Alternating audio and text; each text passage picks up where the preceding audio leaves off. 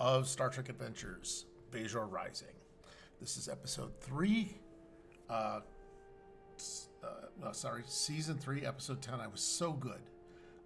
Courts of Flesh and Spirit, Where Sorrow Leads. And I'm going to put this up. And I didn't have my close-up image right. Hey, happy Monday morning, Rufus, or Monday night. But right now we're down a couple of players, but that does not stop us from moving forward with what I hope to be a fun mystery. We've got, like I said, Melgathor is investigating things and is hobbled, and we're going to find out what Azara is going to do while she's that's going to absorb all of her attention for this session. But in any case, here is Lemuel Jim, who will be playing Lemuel Higby. Hello, everyone. My name is Jim. I am playing Starfleet Engineer Lieutenant Lemuel Higby, and I am here to chew gum and make questionable ethical decisions. Just ran out of gum. I'm going to work on getting your guys' faces tighter. And then, the only other person in the room where it happened. Oh, me. Oh, thank God. Steve here, Darth Sarcastic, Lieutenant Nellis Tallis. I've probably made so many questionable indecisions at this point. I think they'll take away rank points from me. I don't know. There's at least a Klingon pain stick involved. Oh, yeah. I think everybody's going to have one of those, which is kind of weird. I don't know if they get to say it's a cultural artifact anymore, or if it's just, no, it's just weird. All right, so what I wanted to do was I was going to try and locate where my fate chip stuff was, because I managed to scatter everything out here. So for anybody who did show up in time, you pick up some fate chips. Thanks, Felix. And what we have is an episode from the invention of sorrow to where sorrow leads. And we left off in 2 cliffhangers. Well, yeah, 2-ish cliffhangers. One was in the hospital, and one was in a burnt-out factory. So where do you guys want to work? Basically, Lemuel had the spotlight for the factory, and Nellis Tallis had the spotlight for the hospital. I think you had the spotlight. You're the only PC, so you got the spotlight for that. Got spotlight for everything. Yeah. Oh no, I know. For the burnt out factory, I think I was. I think I was Melkor. Yeah. You did a really good job, because basically just pronouncing things loudly and talking about sediment worked. It works a treat. There you go. Sometimes that's just half the role. That is. You have to bring the spirit of Cam. Hopefully he'll be. I'm kind of hoping in a couple weeks he'll be back with us. Okay, so which do you guys want to try first? They're both going to go in entertaining directions. You don't have to worry about that. Or do you want to flip a coin? We can start with the hospital. Okay. I'm fine with that. You don't trust the hospital, do you? Okay. So basically, Initiate Pyrrell had been, and several other Daysians had asked you all to leave firmly but politely. And I believe the last thing you were able to do was bring Varric with you, kind of without having to resort to violence or any sort of real coercion. But he is incredibly broken up. Azara does not really want to leave, but I presume she will, because A, we control her, and B, there's probably some other things for her to do, because they wouldn't let her stay. Right. But there is still a patient who's critical. There's only 2 patients in the area that are critically injured, everyone else, anyone that was seriously injured was, you were either reasonably okay or dead, and you've got two people in the in between. So, I think you guys were about to exit or wanted to exit. I think tell us we're just going to follow your lead in this. And sadly, I don't really have a PC for Jim to play. You could be a street urchin, I guess. It feels really stupid to have two of you. Not have you do something. Well, I'm going to try and get everybody back to our HQ because I really want to know what this guy thinks he did that was so bad, or maybe it is so bad. Yeah, he did have a lot of. It felt like guilt. I think he had a lot of guilt and concern. Let's see if I can locate the base. Do we actually have a base?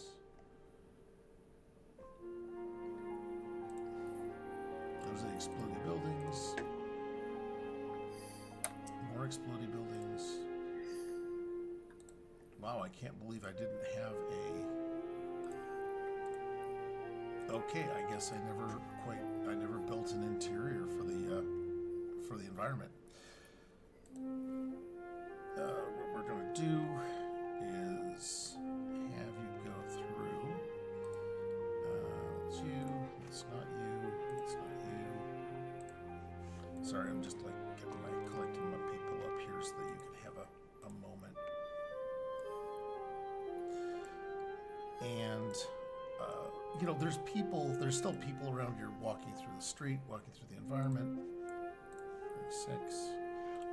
Are you kind of more focused on Varric, who is kind of stupery and comatose, or are you kind of still keeping an eye out around?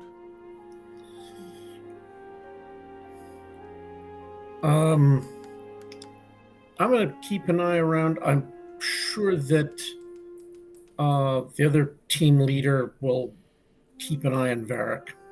Okay. So, Commander Erica, we'll start doing that. Zara is still trying to work her way through how to get where she needs. I think I'm going to say that she is driven to distraction about how is she going to treat that patient. I think that's a very solid answer for her, and we can have her doing, essentially generating research or coming up with alternatives while she's inactive, because I think that's an important thing.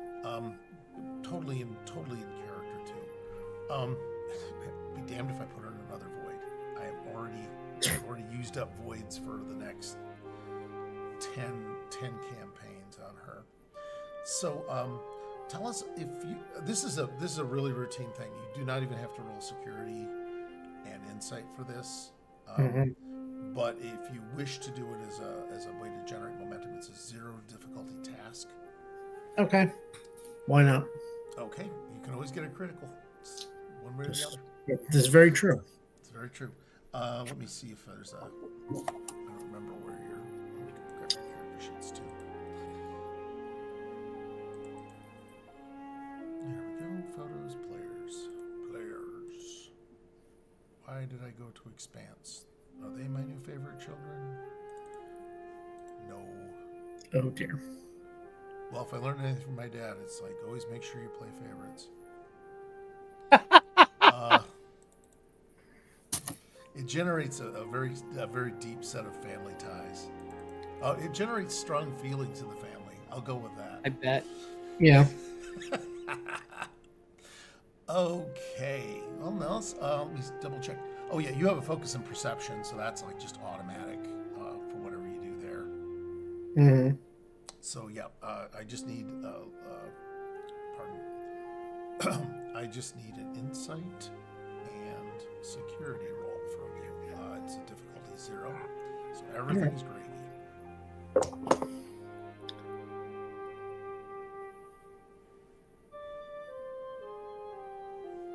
Okay. It's 1 success. All right. Well, that's one more than you had. Yeah. Okay. What you perceive is that you're used to the Daysians already moving, in a somewhat coordinated fashion. They're, they'll give way to each other. It's sort of like a flock of. It's really like a flock, and it's really cool once you get used to it. You understand that, oh, okay, this is the way they're flocking. They'll break apart and mix together. Not having miss a beat, but now it's tighter. It reminds you not of it doesn't remind you of well, actually, yeah. Tells these are coordinated movements without being precisely coordinated. They're not Japanese boy band, Right. okay, but they are, I would say, community theater dance number level of coordination. Okay, I don't know if any of those are landing with anybody other than me and Yeah. Jim, apparently. No, I get what you're saying. So if you wanted to color text or something about what it may remind you of or not, that's totally up to you. But you notice that, and you also, because you did get a momentum, you can actually just spend it to answer another observation type question.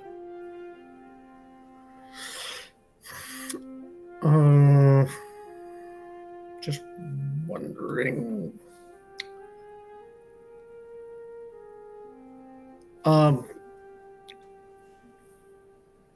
And this might be getting information out of Thomas, the smitten guy, or no. I always forget the other lieutenant commander's name. Erica. Erica. Have I ever covered by your so, mother? sort of a combination of maybe something, because I knew we asked a bunch of questions when we came in. We made a bunch of observations. We read the notes. So are there more folk out on the streets now?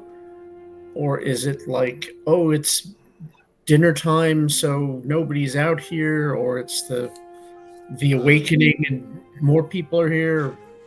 It's the red hour. Yeah. No, it's not. It doesn't seem any more or less busy than before. Usually, there's people weren't coming on and off shift or anything like that because there's not a factory anymore. But people are still going about. I'm going to go with this being kind of midday, just after lunch, we'll Right. say.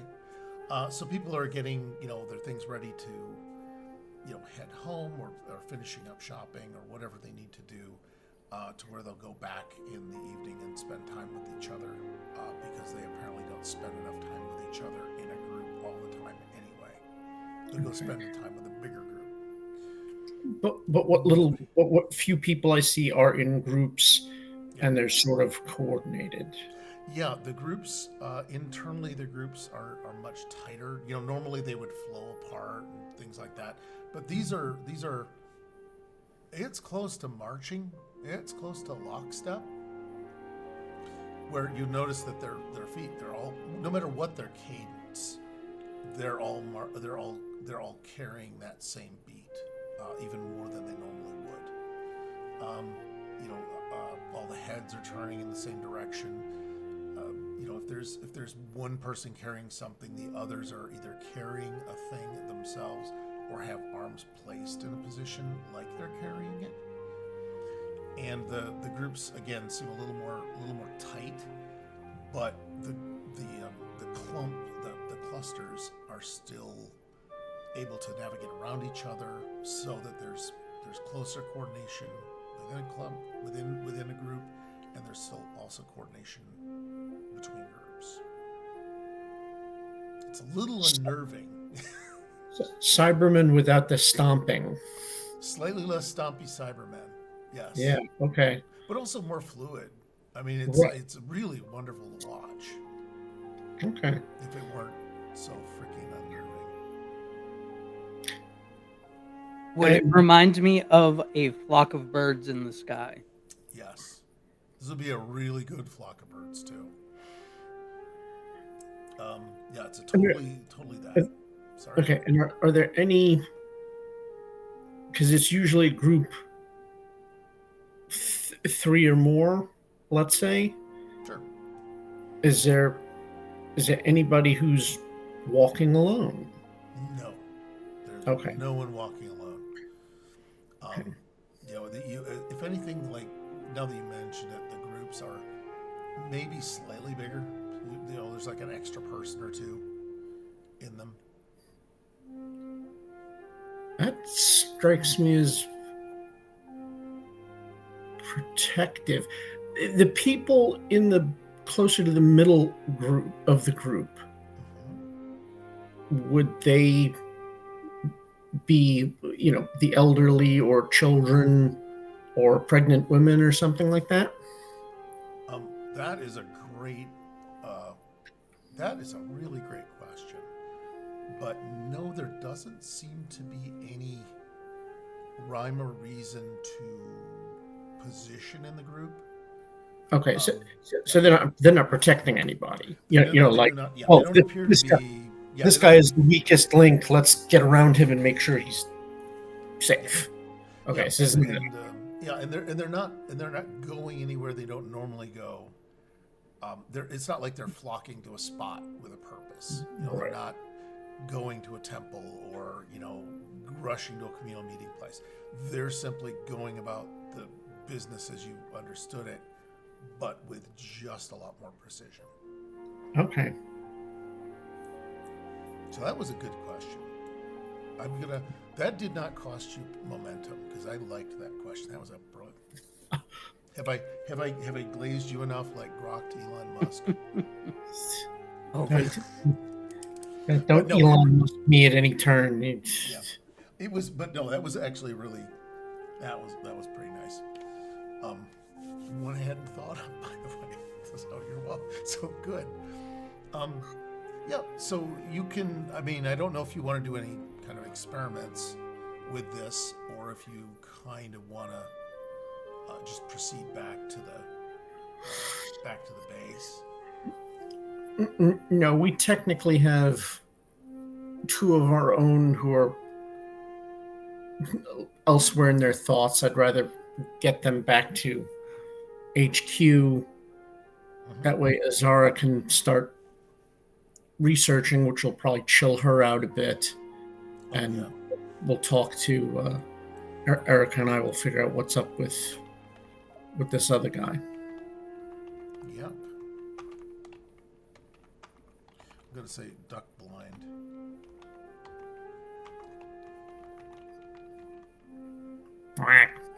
Yeah. I'm going to see if I can get it. I'm going to see if the magic, whatever it's called, an image of a Starfleet duck blind. I really want to see what it comes up with. It's really going to look bad. As long as it doesn't include a picture of an android going batshit, I think we'll be fine. I think you could probably tease it out of it. Actually, yeah, I could. I'm gonna put one of these up because I think it's cool.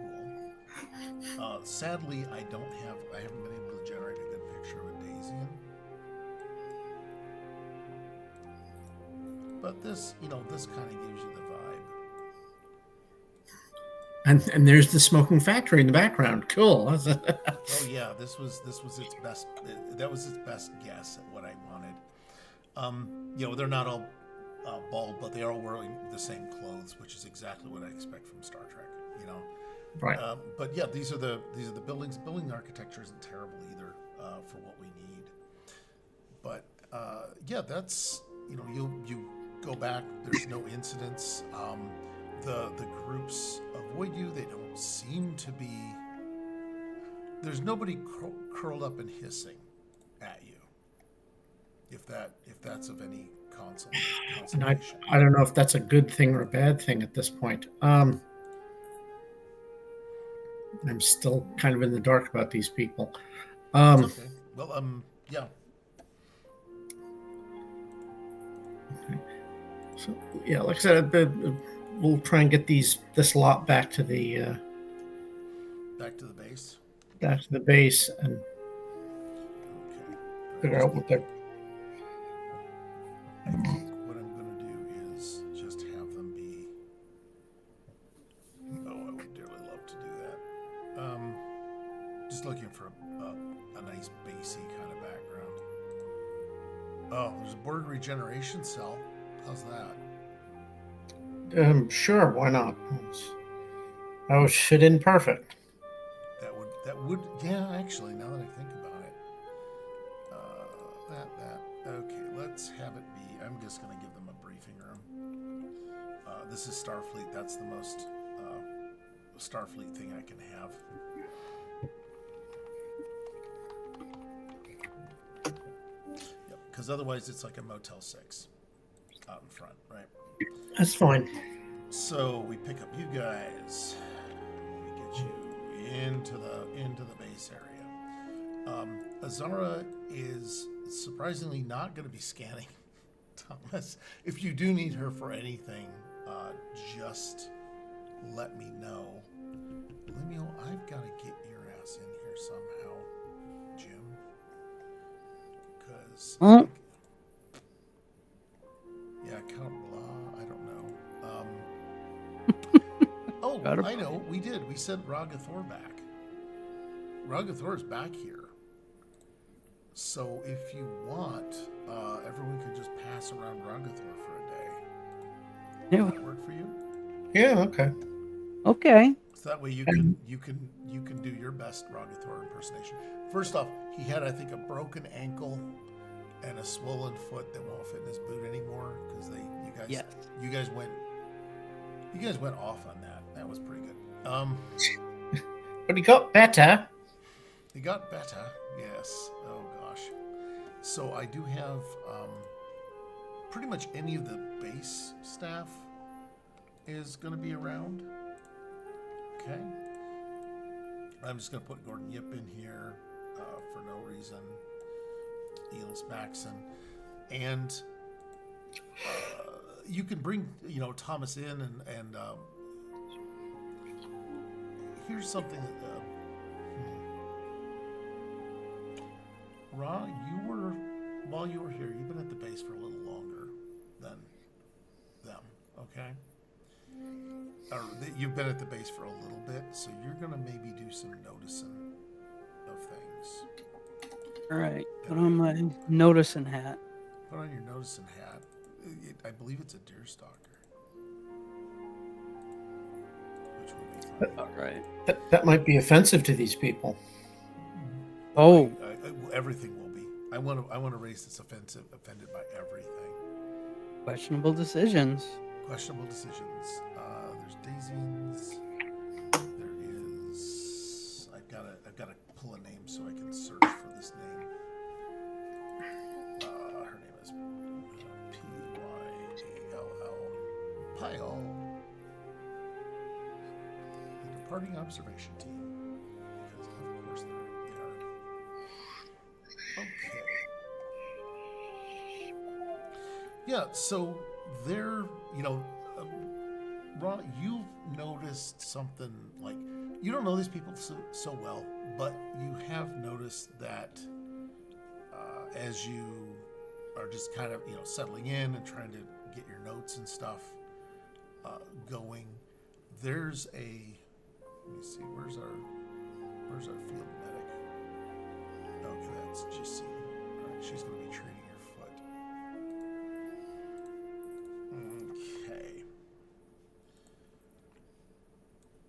You're gonna start noticing that they're not distracted, but their minds aren't here. Their minds aren't on their work, and they're still performing their tasks. They're still prepping to leave. They're packing their samples.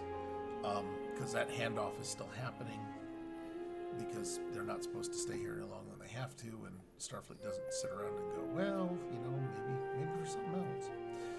But they're really just not quite there.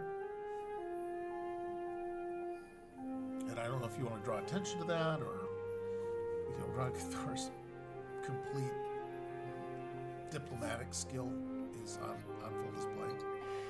Right. Let me see. I can pull a sheet for you if you need it. Like when my grandfather was president of the Federation. Yep. Geez, here we go again. What? I'm sorry. I dearly love that. Yes. So He picked up a human expression. Was penny for your thoughts? What? Okay.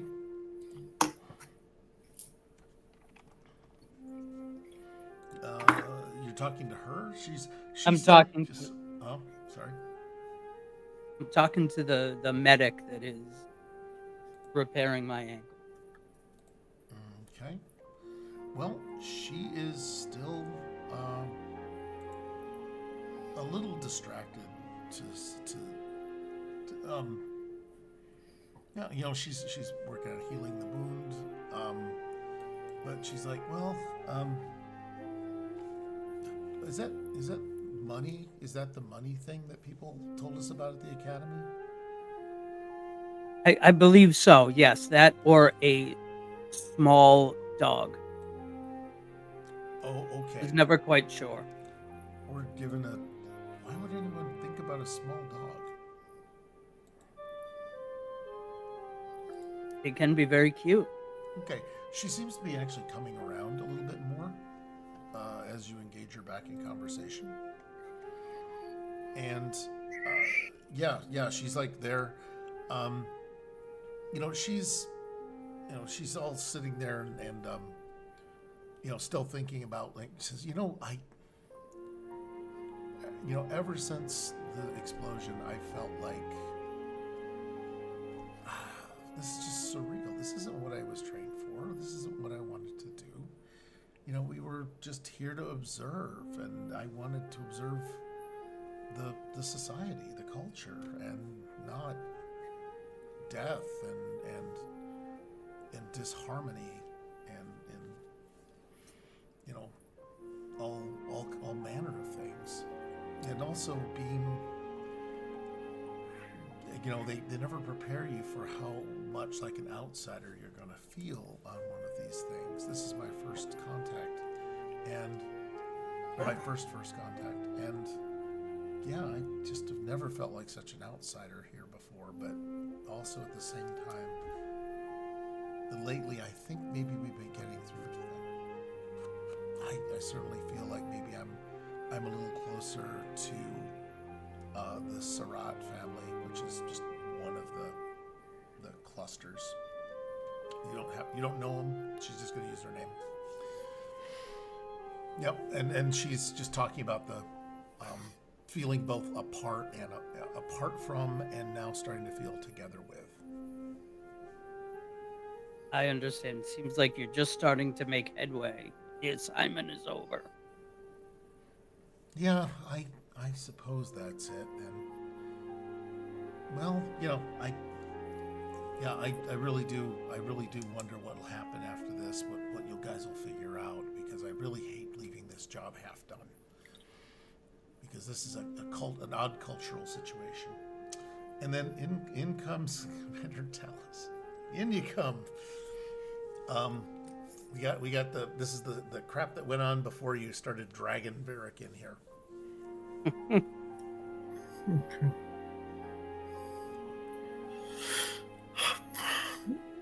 Well, I'm judging by the lot of you, it didn't go well at the site. I don't think anybody. Well, Ragathor's the only one that's back from the site. Didn't go great for me.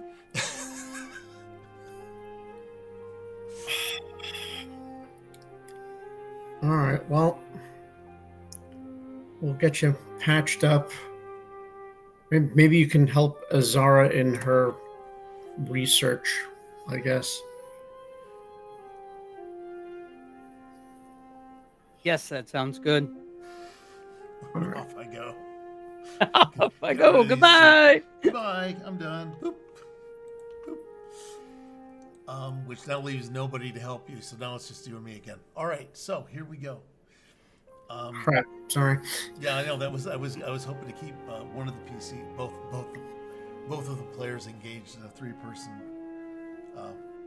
Yeah, remember how I talked about feeling apart yet together? So yeah, I was going for that too. Oh, okay.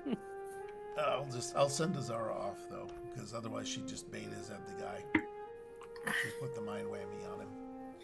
But Tels, you also, you're starting to notice that on the way back that Lieutenant Commander Erica Dunn was also kind of drifting off.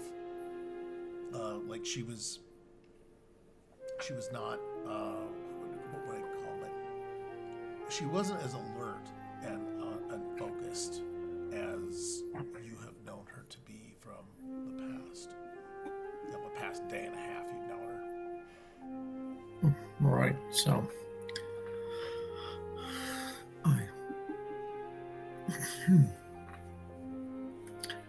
All right. Well.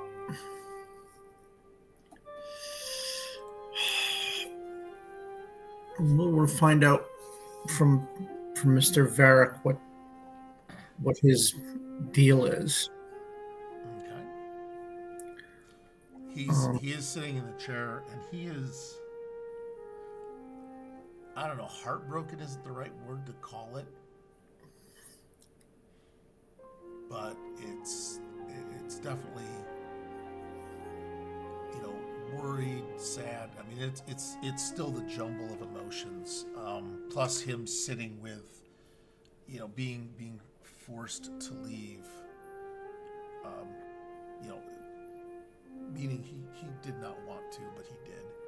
But yeah, leaving his friend was definitely a challenge.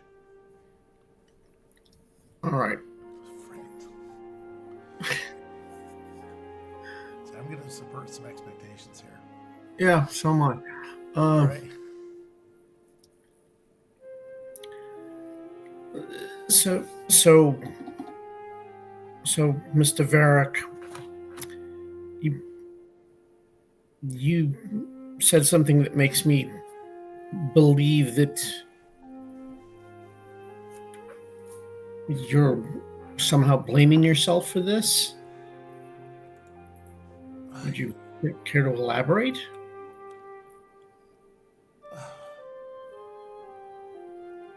And he's like,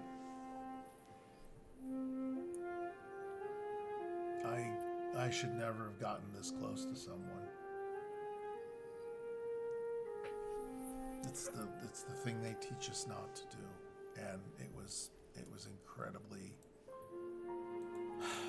it was difficult, and I think I was the one that I was making progress. I was actually connecting with him, and I think I've made it further than any of us have ever made it, where I was starting to be within Deccan's Silura Thresh, which is, or whatever we called it, Silura Thresh, the weave of the group, and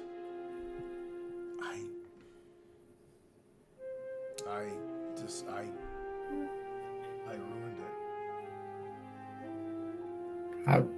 How do you think you ruined it? Well,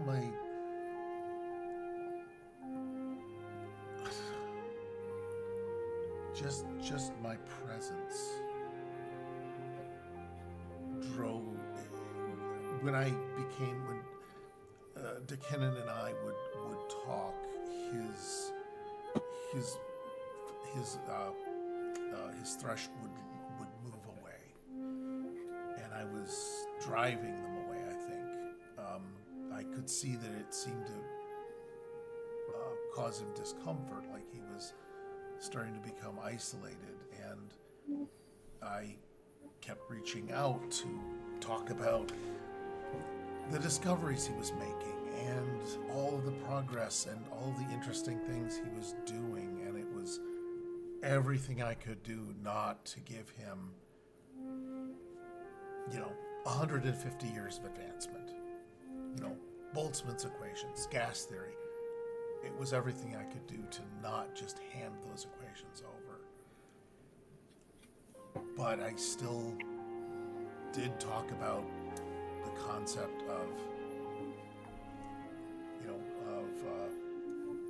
harnessing energies, things like that, and it was harmless. I think he was on the track to a lot of the things he was already doing. So I don't think it was,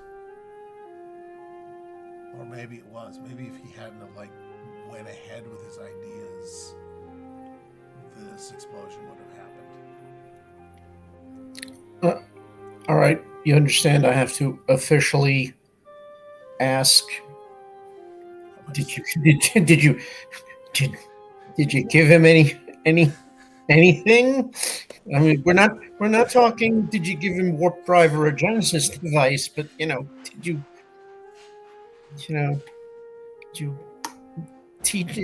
teach him how to, I don't know, get the furnace to burn hotter or something? No, I didn't. I was with him. I was working.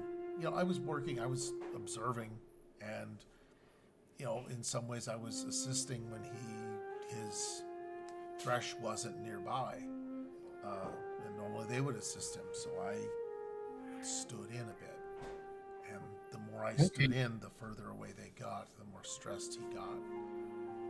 But he also wanted to be with me, and I think it was because he knew I had answers, or that I had insights that he might not have. And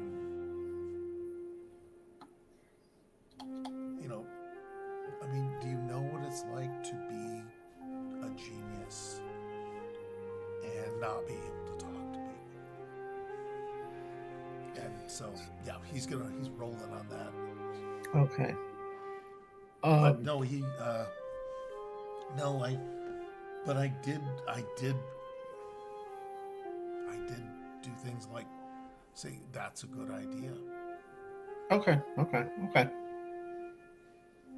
Or maybe you should change the third equation to this. No, he didn't do that. That's okay. All right, I go over to Rother Getty to the Melkor.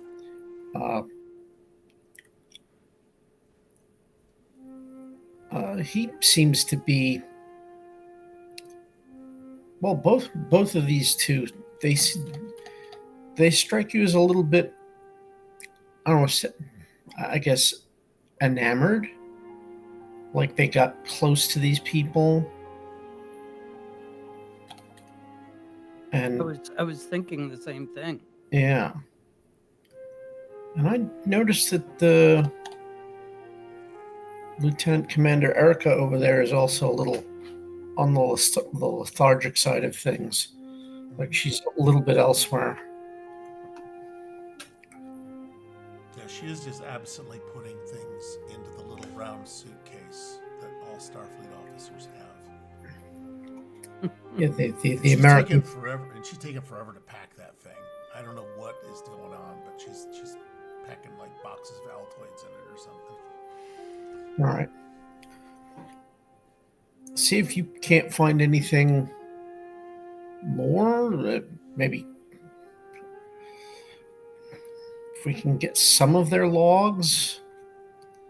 And I'm going to talk to Commander Erica over here and see what her issue is.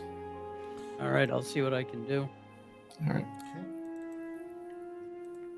Yeah, for some reason I was trying to get you.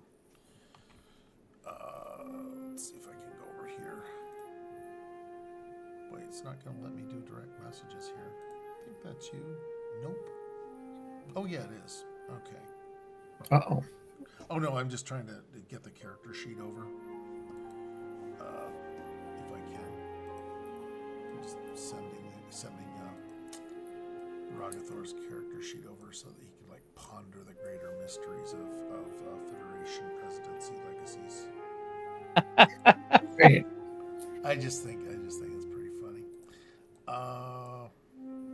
Okay, I think it's headed to you because I've got this weird. Yep, I've got it. All I know is that I've got a video clip of Changa Husky, so I know that that's that conversation. Yep, Just that's scrolling me. up. Yeah. So that's so if you wanted Melkor to like pursue something, they have some numbers for him. He can scan logs and just decide what you're looking for, and the dice will give us patterns back out if you have specific questions. But yeah, Erica is just out of it. She's just going through, and it's not like it's like kind of like not sleepwalking, but close. I mean, you've seen it on people who are fatigued or traumatized or just literally in love. Whatever it is, their brain isn't totally on the task. And I mean, I can get traumatized. The factory just blew up, and these people knew some of the victims. Mm-hmm. So, I can get traumatized from that. But she seemed to be on point up until we left the hospital. Yeah, she did. So, and that's kind of it is kind of odd. So what I'd like to do is go back to the explosion site. okay. So we can see what the purple meth lab is about. Oh yeah, shit purple meth lab. Shit purple meth lab. And I don't know if that was an exclamation or a description. That could just be like heavens to Betsy. Oh, I was thinking like that it's a shit lab. You were critiquing the lab itself.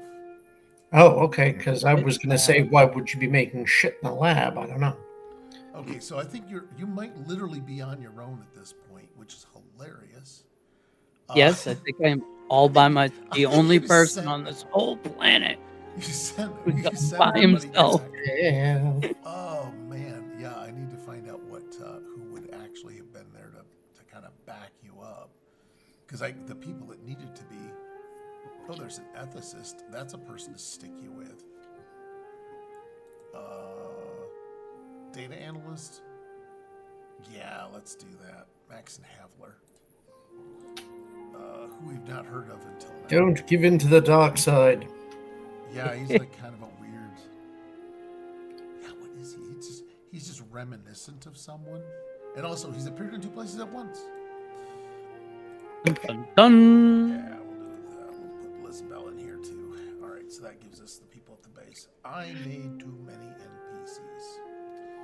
No, then I can't run them all because they all have a backstory, but they're not super important to the story yet. Like, I know all the 12 dwarves in The Hobbit. They've all got a backstory, and none of it matters. So, anyway, you have come in, and you have, I believe you had a tricorder. You pushed something aside, and you said, shit, purple meth lab. shit purple meth lab. Shit purple meth lab. And what I'm going to do is departing crew with Max and Havler. Wow, he's a 30-year-old fucking ensign. Okay, that's just wrong. Oh no, I like that. No, you. I like that. You figure this shit out because this is your problem, Steve. Okay. Boop. Let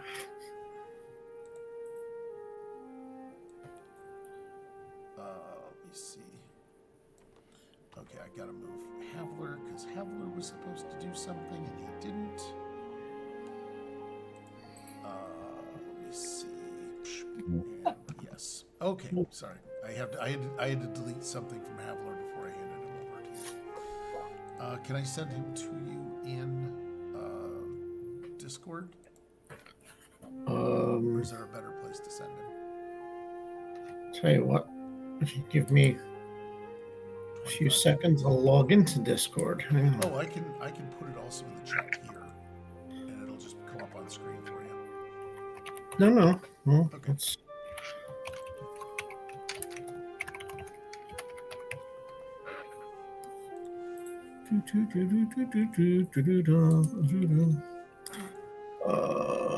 this is...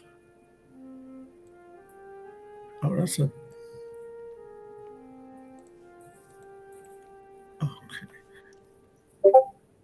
All right. You can tell I already did. I gave him friends. I gave him family. I have a backstory. I gave his relationship to everybody else in the pod. Didn't use a damn thing. So there we go. Oh, Canadian, eh? Yeah. Yeah. I actually had them give him ethnicities too, because why not? So yeah, Havler is still there with you. He is. He's a data analyst, so I don't know how useful he's going to be, but why not? They need to go back and take Ragathor back. Havler was probably still poking around like Area 2 or something when this happened.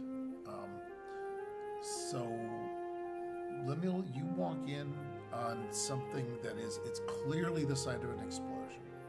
There is twisted, there's shattered glass. There is, I think I mentioned that all the makings of a man. If you ever thought of the quintessential steampunk, coal punk laboratory, you have brass instruments that have kind of either melted or shattered. You've got all kinds of other things in the environment, like there's several shattered. There's not. I don't think there's any glass left in the place that isn't white. So you have a lot of powder and chemicals just spilled all over. Some of it already burned, so you're not really dealing with anything that's just like laying there in a big pile of like salt or something. So the character, or not the character, but the lab is definitely devastated. But I'd love to do in the corner of. You had your tricorder out, right? Yes. Okay. You can make a utility roll. It's a 0 level knowing stuff roll, like engineering, probably engineering and reason. It could be insight because you guys are just going to talk me into it. So Yeah, I'll use it. I like that number better. was that a heavy die that just hit the table? No, that was me banging my phone into my microphone by accident. I like the idea of that just being a muskrat or The something. giant. It's a turnip. I've turned it into I've turned it into a D20 because I was bored. There was nothing else for us to do, so we took a Turnip rutabaga. sucks to carve. Yeah. I will say rutabagas All right. survive the Instapot.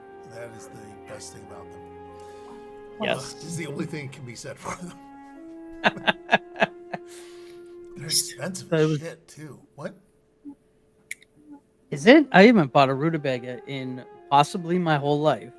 Yeah, I hadn't either until I figured out that I couldn't put potatoes in the damn thing and still stay married. So bite resistance is important. So you can make the die roll if you wish. I don't know if I've killed enough time to let you find dice. Yeah. Roll said dice. So that was 2 successes. All right. Well, you get one success was needed to just kind of locate the thing, and you have 1 point that you can either bank or you can use to ask a follow-up question. But before you do, there seems to be there's the mysterious pile in the middle of the room. Actually, there's just several benches shattered and things like that.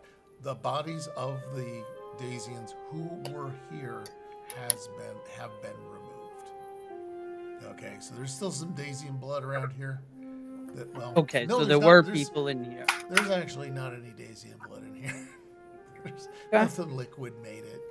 Uh, you might find a body part if they weren't careful, but you definitely have site of an explosion. The explosion seemed to have come. The hydro sea pipe is definitely the source of the explosion. So it's from it's like kind of a vent in the wall that has a pipe leading into what used to be probably a manifold to distribute steam or to distribute steam or coal gas for various experiments. So you have that, you can piece that together from your tricorder thing. So that's what you're dealing with is they were piping in propane and somebody touched a match off. Oh dear. Oh, great. But the explosion actually clearly comes from the building, not the office. So the office was destroyed as a result of the explosion. But there were several shattered things. All right. Oh my God, a giant cat. Hello. Oh, hi, kitten. Oh man. I hope that's first perspective and not a 70-pound cat. No, 65. there's no forced perspective. She's big.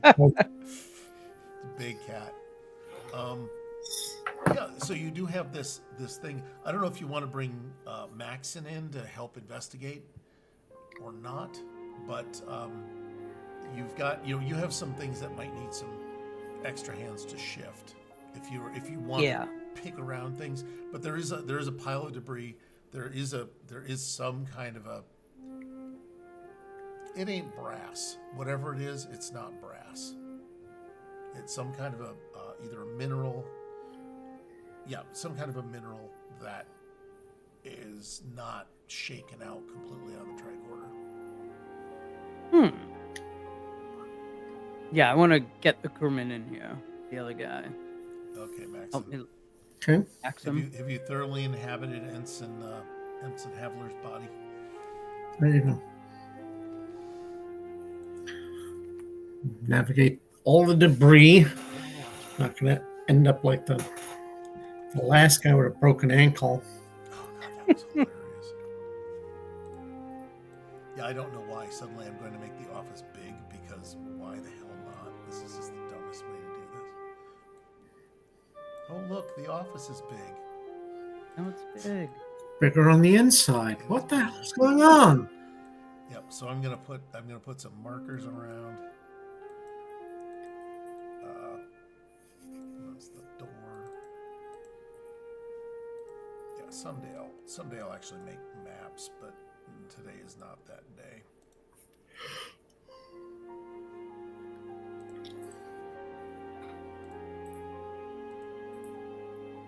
Okay, bring to front. Okay. And then the hydro sea pipe is just over here. Yep. So Lemuel, you're good. Maxon will get you through the door until you don't want to be there, or until you want to cross the threshold. Right. Yeah, let's figure out what the hell is going on in here.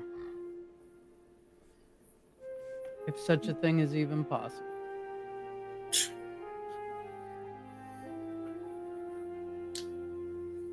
Okay.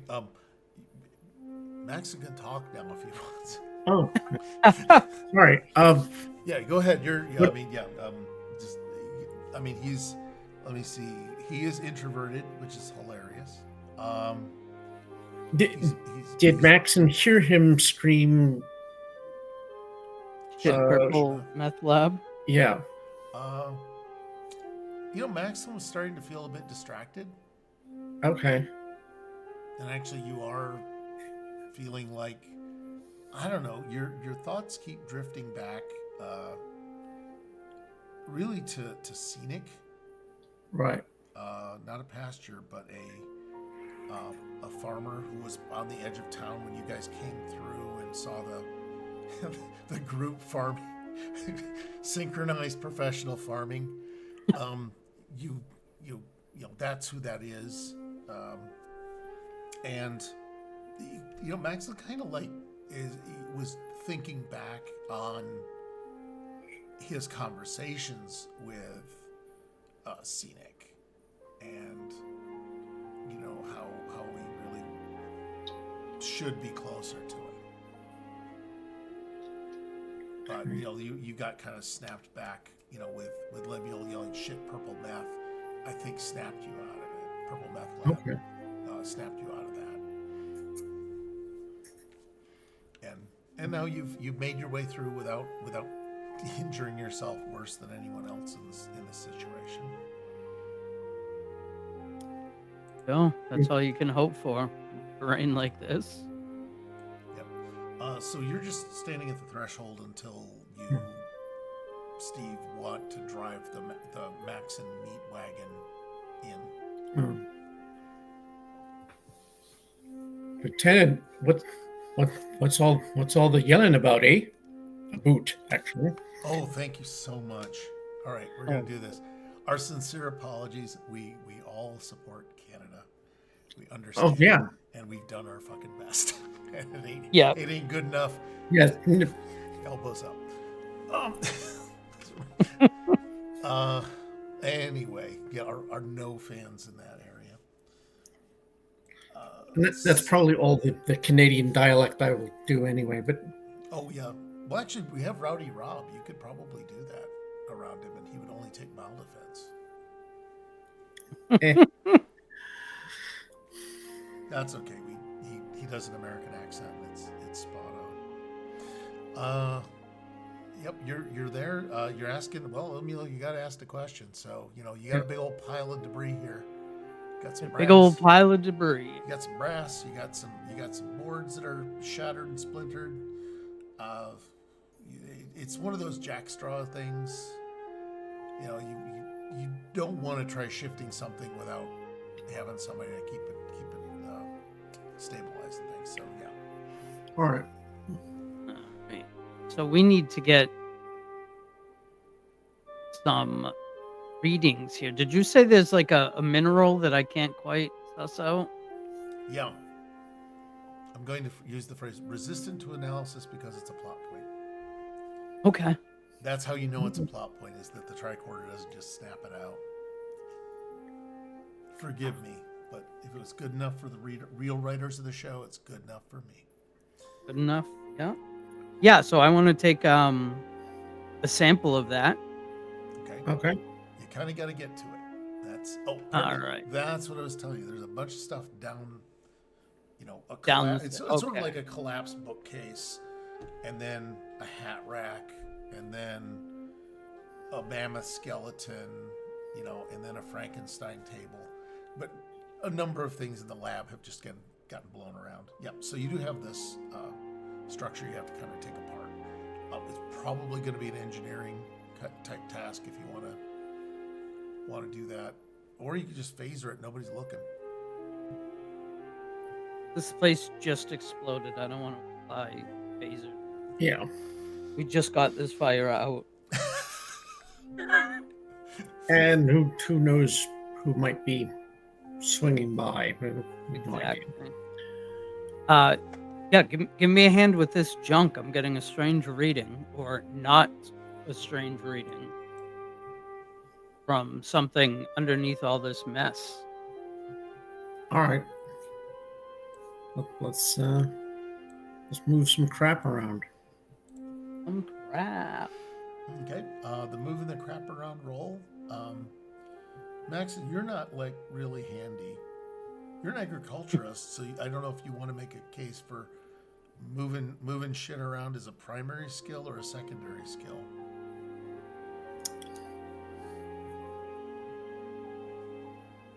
Well, I mean, we got to move shit around so we can plant stuff. Yep, that's what I was thinking. I'll throw it down as primary. So he has a 14 in this. Okay. Lemuel, you're gonna need physical, whatever it's called. Man, why can't I ever remember the names of these items? Fitness. Fitness. Yeah, I need a fitness and engineering roll. Okay. Those, 'Cause I that's want to see people just fall apart.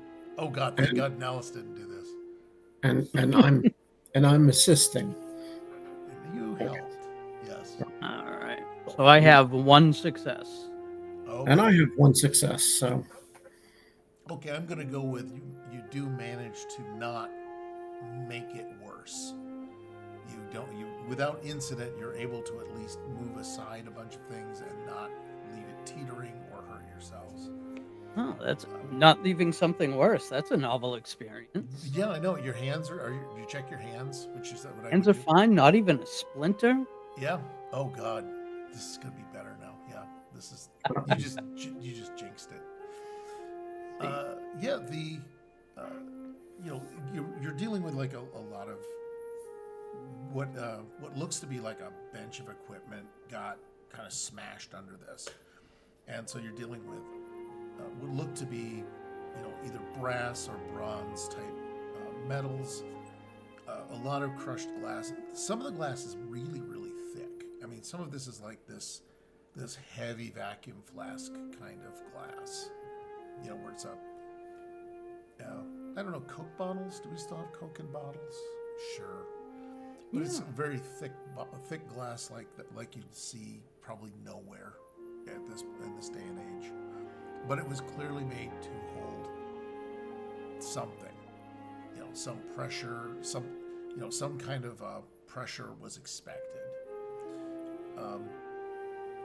And then as you're, pawing through the glass, you do run across like the source of the scan, and it is a man.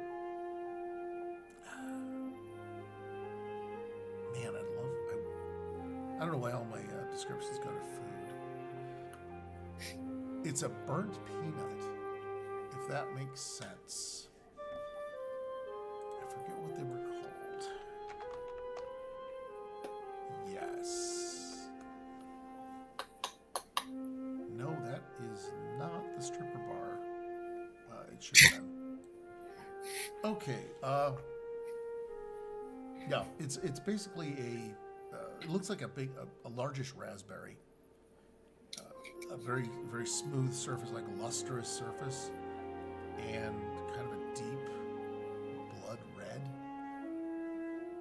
Not that there's anything foreboding about that, but it looks like a very deep red raspberry. It's about the size of a golf ball.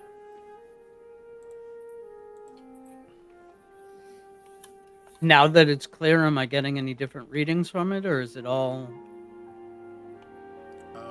still resistant to scan?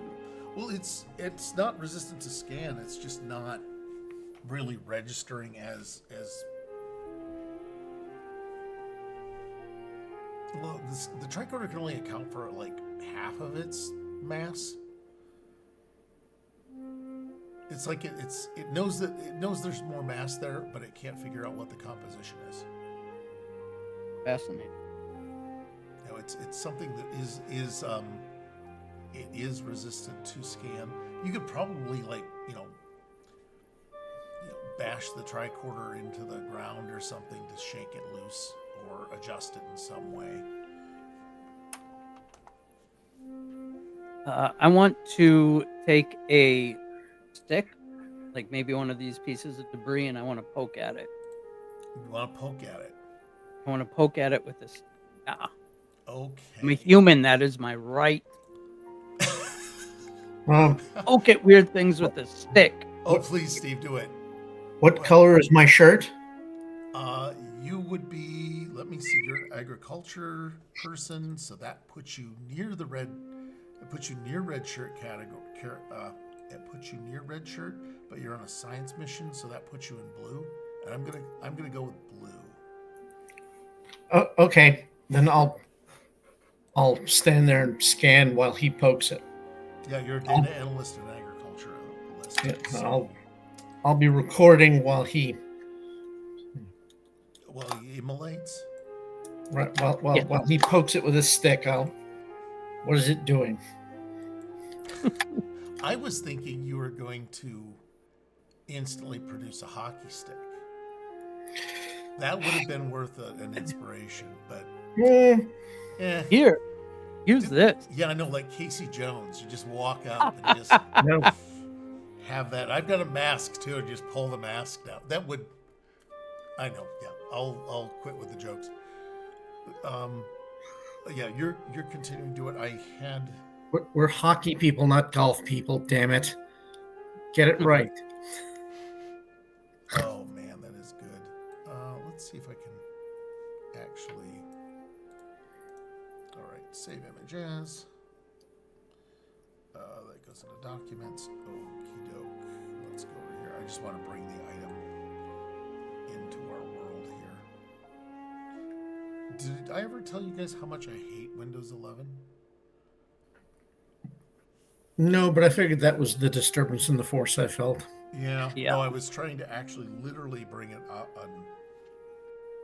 a graphic onto the screen, and Windows 11 just said, I don't think you need to do that. Because there's the File Explorer, that God intended you to have. Right. And apparently, I didn't realize this until just recently, but File Explorer has so much junk in it that's AI based that it gets in its own way all the time. It has to basically analyze everything it comes across. So anyway, that's how you defeat Landru. So yeah, here's the blood red berry. I don't think I need to do any goofy things with it. Lemuel, you're just gonna poke it with a stick. Yeah, Okay. to see if it's inert. Okay. I mean, Hoping you didn't for pick it up. inert. In my brain, you had picked it up.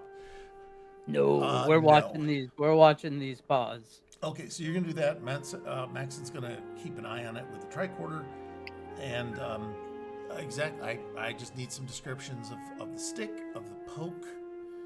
I mean, is this like poking an animal you suspect is asleep, or an animal you suspect is dead? More like I don't know. so the, In the a stick coma. is probably like 2/3 of a meter long. Okay. And it's probably about as thick as my thumb. And has a little stem that sticks off to one side. Yeah. But I pick it up. It's probably not. Yeah, it's not pristine or anything. So yeah. Yeah, no, it's covered in dirt. Yeah. Ants or whatever they have here. And I kind of come down from the top Okay. and very gingerly just give it a little You're just gonna like a little tongue, little tap. little tap. Like it's hot, like to see when you touch something to see if it's hot, you like touch it, let go real, and then let it register, and then you decide if you can touch it again. Okay. Well, we'll see if it explodes into flame. Yeah, I'll let you exactly. know. No, literally nothing happens. I mean, it makes a noise. The noise isn't. It's not quite hollow, and it's not quite solid. You know how like if you wrapped a bowling ball versus a basketball, Right. it's between those because it doesn't register well on the tricorder. Maxon, you just you're noticing stuff. Skill. You got about a 12 in slinging a tricorder. So All right. this will tell you whether you find anything out.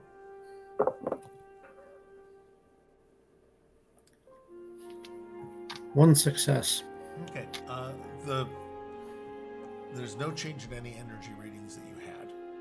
I'm assuming you're kind of like scanning on energy frequencies because that. Yeah. You can if it changes color, that will be noticed without a machine. Right. So it's scanning on as many bands as it can, and it didn't do anything. It registered the sound Okay. because that's kind of energy, right? But that's that. Right. Is everybody sweating when they do this, or? Yeah, we're a little nervous. Sure. Just like the upper lip, though. Okay, just the wet upper lip.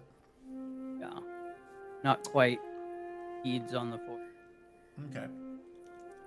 So, what would you like to try next? You said it's like the size of a golf ball. Yeah, it's a wee thing. You know, it's like that big. I don't have a golf. Surprisingly, I don't have a golf ball here at my desk, but you know. Shocker. Yeah, we'll go ahead. We'll go ahead and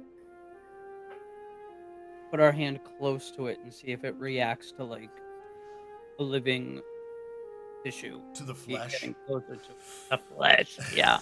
Okay. You don't. You don't feel anything. I mean, you feel air moving past your hand. Your hand is not getting numb.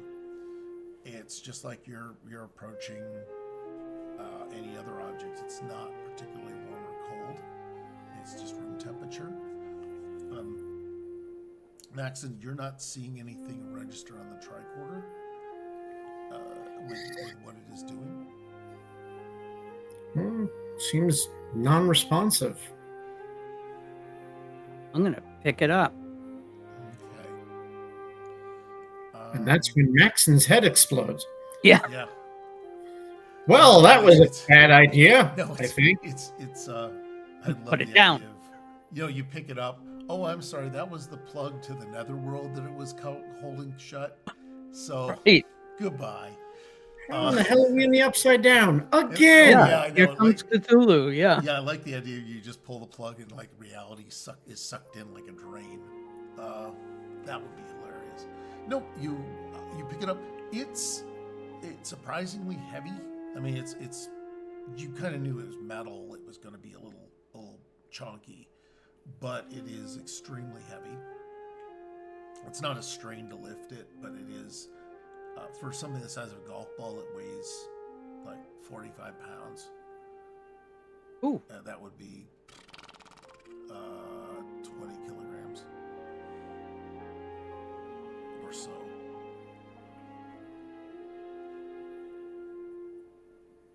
We have to use metric because otherwise Maxing gets confused. Oh, right. Yeah. Unless it's like height.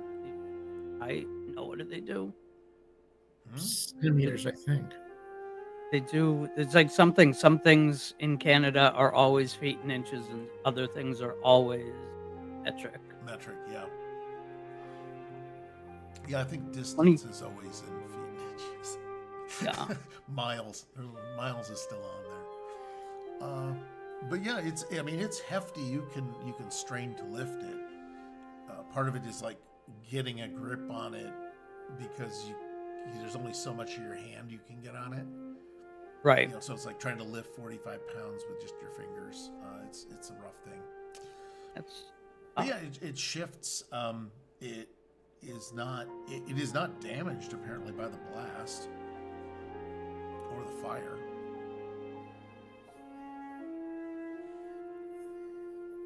Very strange. Is there anything else of note kind of in this area where this thing is? This is the area where there's a lot of shattered, very thick glass that has been broken shit. up. I mean, Forgot about it's the not glass. in little teeny pieces. This stuff was still pretty solid, and you can tell from knowing stuff that it was something that was about 50 centimeters, 5 decimeters, ladies and gentlemen. That's the only time you needed to use it. 5 decimeters across. There's also the looks of pipes because there was heat. I'm so sorry. There was heat and an explosion. You're dealing with twisted metal and things like that. But it looked like there was some kind of an elaborate contraption. Forgot about the glass. I probably should not have picked this up. You have a sample case too, by the way, so just assume you have a sample case. I should have said you probably have pliers. You have those lucite space pliers. Oh, that's it. Yeah. That's how that would I'm have come in handy a little while ago. Yeah. Had I mentioned you had those, you logically would have had them. Yeah, so we're gonna stack this away in our conveniently large sample pouch. Well, it's only a golf ball. And I also want to take a sample of the glass. All right. See if there's might be. Or actually, I want to scan the glass and see if there's any kind of funky residue. Let me see. It's gonna take about 5 successes to pull all the residue off the glass, and that's okay. If you guys both want to, if you want to bring in Max, and it can go faster, or you can just stay there and let Max and just nope. Max can just nope out of there. I mean, the best part is Max, and there's nobody around, so this is like introvert heaven, in my opinion. You don't have to make small talk. Ensign, give me a hand with these scans. I'm having trouble. It's gonna take, I think, the two of us. All right. Pick up these traces. We can figure out what was going on inside this glass container. One step closer to figuring out what the hell this raspberry golf ball is. Sounds like a plan. I'm glad you didn't go to a clothing store and find a beret. I am on bad fire tonight. Okay.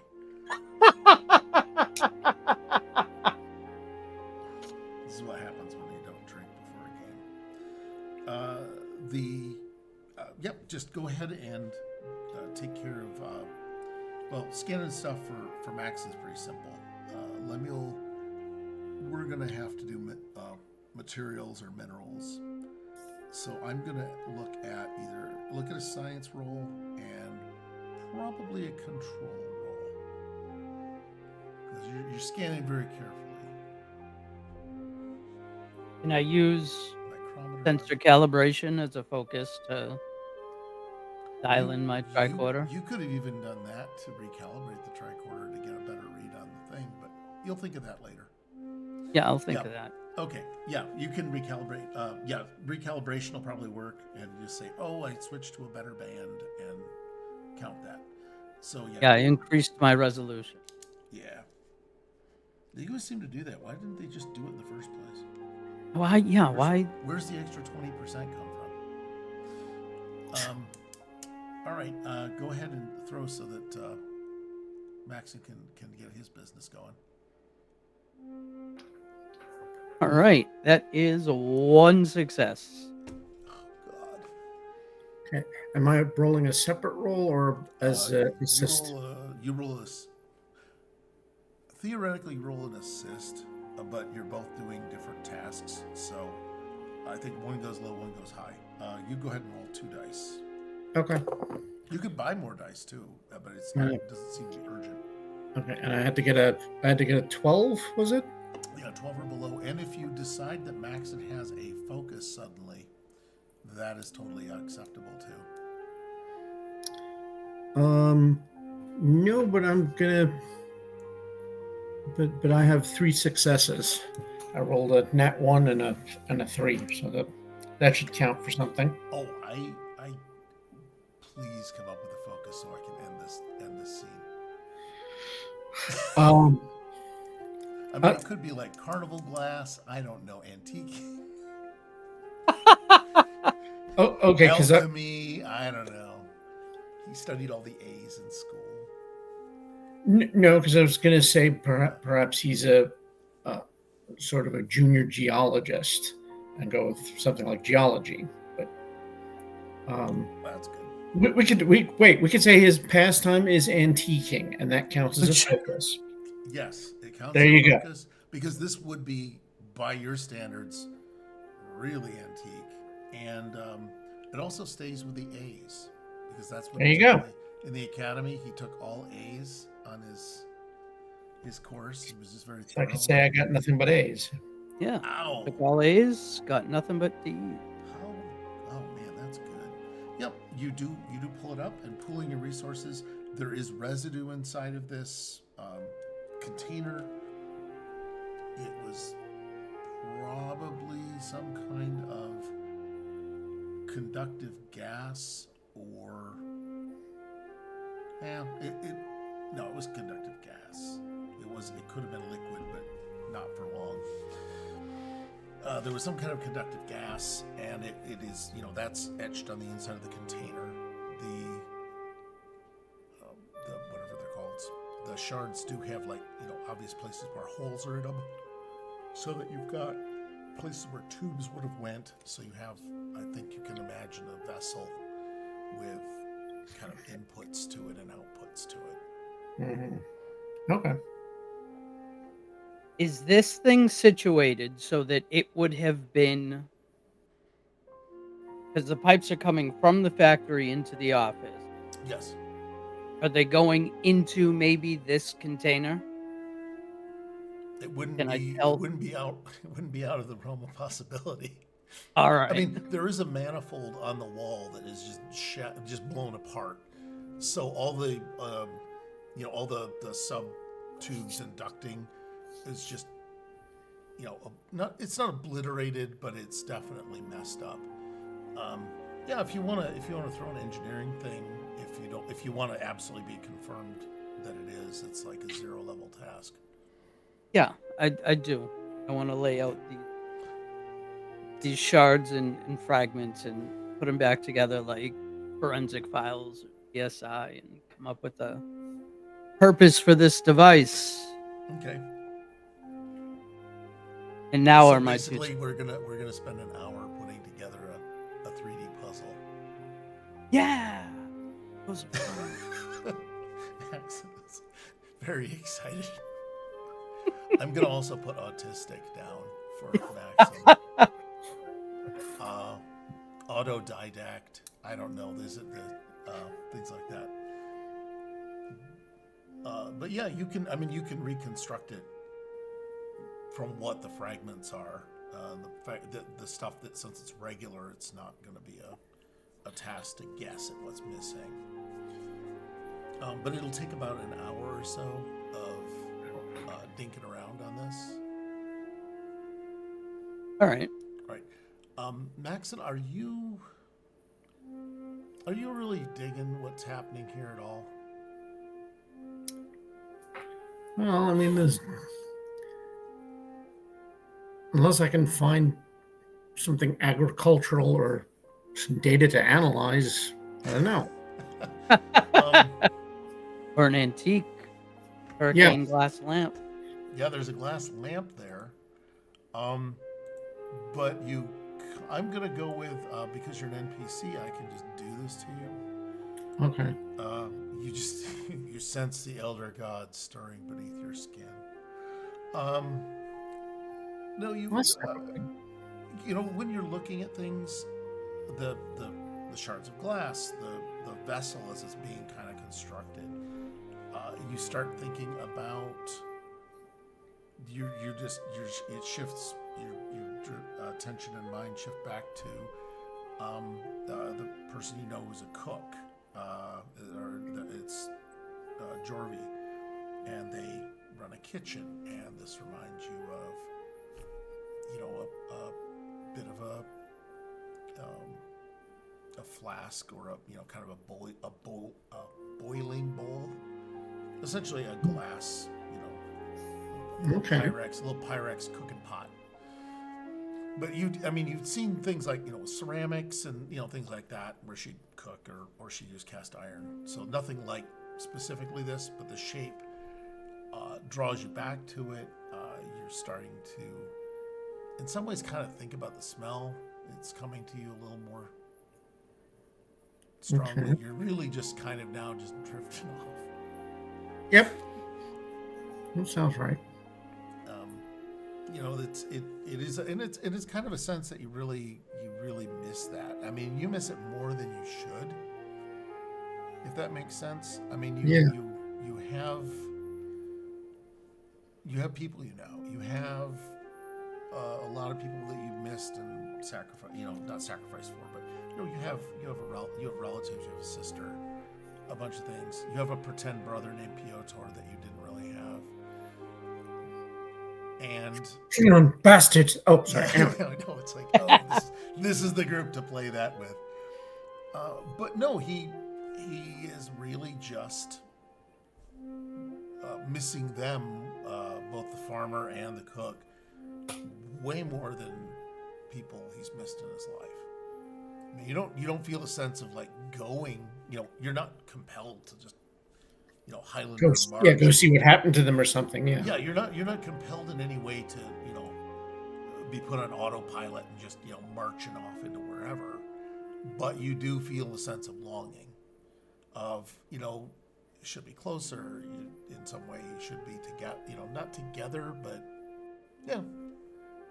Right. Okay. You just sense more like you sense their absence. Okay. Interesting. And Lemuel, you're just merrily going along, just putting this Going together. along, oblivious. This is definitely insight and engineering. So throw some dice. I just want to see if you critically fail it and kill yourself. All right. Oh shit! Nice. 1 success and 120. Yes. I had at one point rolled a 1 and a 20. I believe Destiny has done that too. So I'm in good company. You do have a success. Yeah. You basically, you are putting the shards together.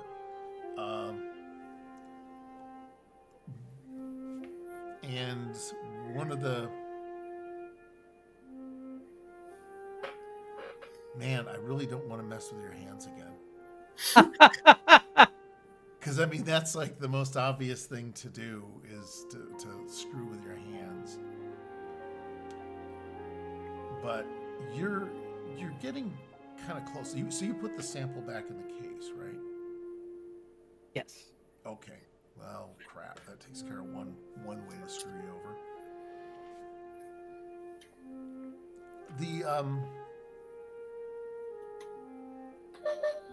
Yeah, I think that as you put this thing together, it's kind of shifting on you. And what I'm going to do is I'm going to bank that because I can't think of anything at the moment that would be terrible to do. So I'm going to bank threat. I wasn't quite ready for someone to blow putting together a jigsaw puzzle, but it can happen. But yeah, you're mapping out this structure. It's working out fine. What I need is also it's another insight and security. From Lemuel. 2 successes. Okay, well, Maxon is somewhere else.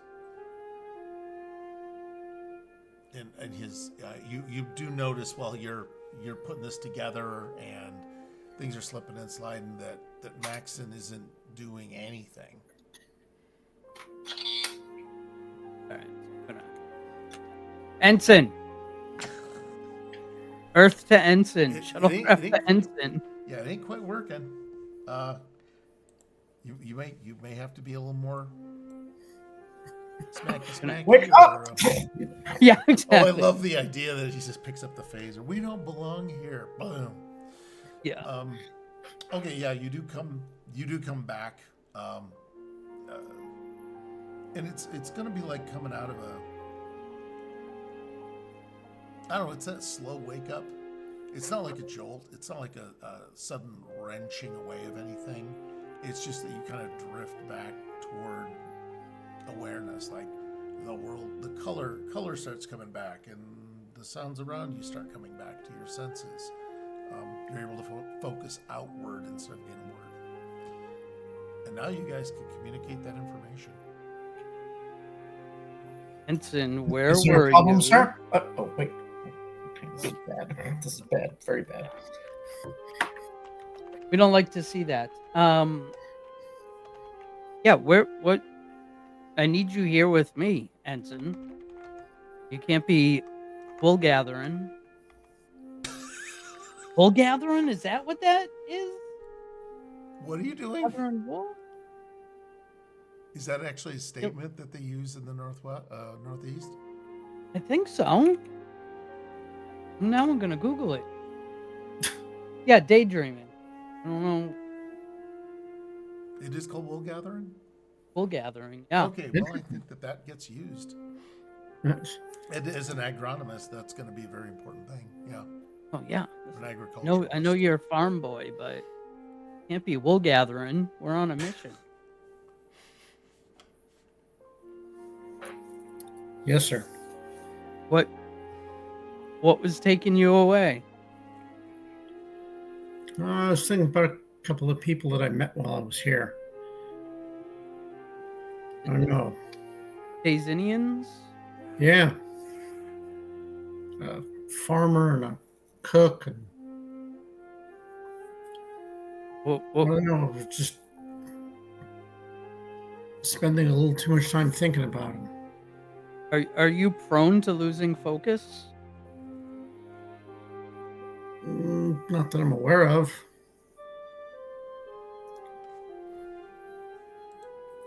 And I need you to stay here with me, please.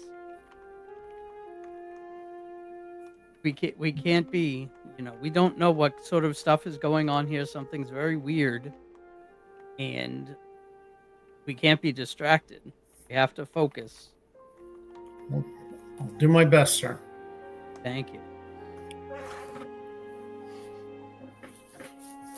Okay, well, I guess that's that clue. Yeah. So All right. you do have a sphere, and it's very pretty, and it looks like there were several holes in it for reagents. You did find it wasn't quite a rod, but it was something close, like a oh gosh, like within the sphere there were also like some other glass things that would act as either platforms or stabilizers on this, and those seem to have they had some unusual properties. They had some metals on them that looked like platinum or iridium. And also, I'm gonna ask for a memory check, and they don't have one in this game. So I'm gonna go with either reason and science or reason and engineering. All right. That is my good one. All right. I have skills. This is one of the good ones. This is one of the good ones. Ooh, 3 successes. Oh crap. Okay. I remembered the hell out of that, whatever it is. You should, because this is where all your hands got burned off 3 times. Oh, yeah, yeah. The mineral that is kind of coating whatever these rods were that kind of held it in place, right? These would be contact plates. They are really reminiscent of the material you found in the cave. No. In the Bajoran colony. They're reminiscent of, but not identical to. Keep them away from Azara. Yes. Oh God, Zara's gonna touch him, and we're back to talking to people's grandmas. I say keep him away from Talus too.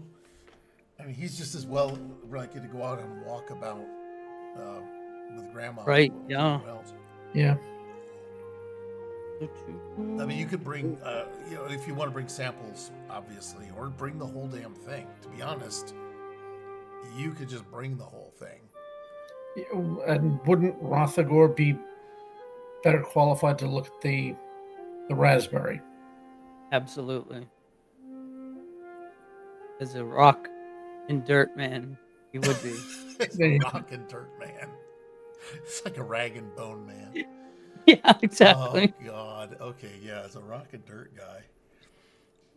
Yeah, you can just kind of gather up all the material. It goes without really a hitch. You've done enough inspecting and everything else.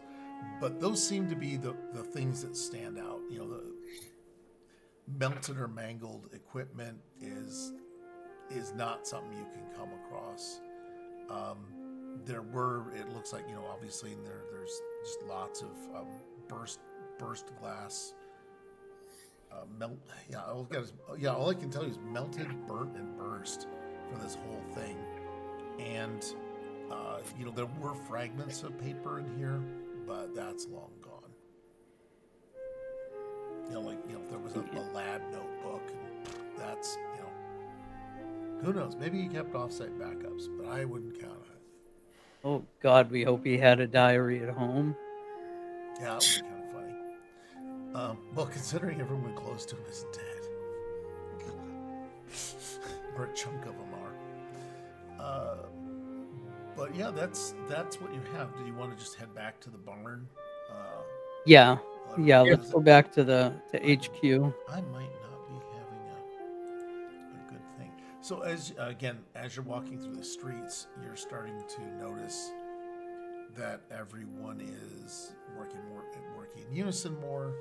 They are, you know, more focused. That all the things that we talked about. So you're witnessing the same thing that the team did on the way back from the hospital. So there's that. And I wanted to, you know, it is unnerving, but you're, you know, I don't know if you're more worried about them or if you're more worried about getting things back to people. Yeah, it's like Lemuel doesn't know. Higby doesn't know. Like, this is weird for a Starfleet person to watch, but he doesn't really know if it's weird that these people are behaving strangely or exactly like they always do. That's right. You hadn't studied the people. You just studied the stuff. Does that make sense? I want to ask Maxim if these are these. They're acting differently. They're that normal. They weren't acting like this when we arrived. Is that something? Yeah, I'm gonna that you can safely answer. Give me a second to safely answer it for you. I'm gonna play this elaborate dumbass game of telephone.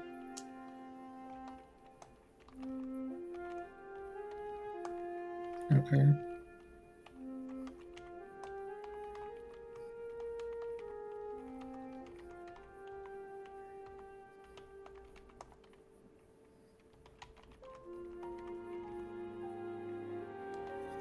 Okay.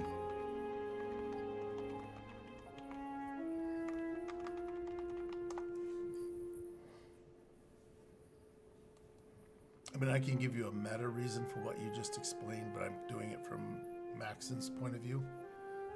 Those are all the sensations, and you can share what you want. You're not under any duress. You're still Starfleet ensign. Kind of odd. But it's kind of like being home. How so? Kind of comforting.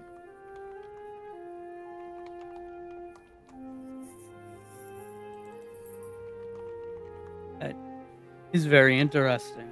Would find comfort in aberrant behaviors.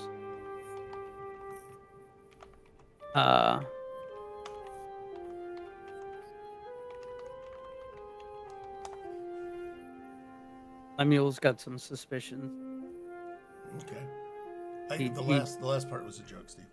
You got some suspicions brewing. You can verbalize them or wait until you get back. I'm gonna get back. I want to talk to my people. Because Max, you are feeling like you want to kind of. I mean, you're starting to actually avoid groups. Like, you know, knowing. It's sort of like being able to walk across, you know, the walk across the quad where there's 50 people all walking in their own direction, and somehow they never hit each other, right? this is the first time you felt like you're walking that way since you've been here for 4 months. Okay. You're just aware that, oh, they're going to go that way, or you know where you're able to or need to walk. And also the other groups, they're not giving you the stink eye. Well, there's some like looking. Generally, they look askance. Oh crap, that's kind of rough. Max, you're feeling like they're looking at you no longer as a total outsider. Okay. It's not perfect, but it is sort of like, again, after working so long to try and get a little more integrated, just to get it kind of a little deeper into the society. This is actually kind of not breaking loose, but it's happening. Right. Okay. Interesting. Interesting.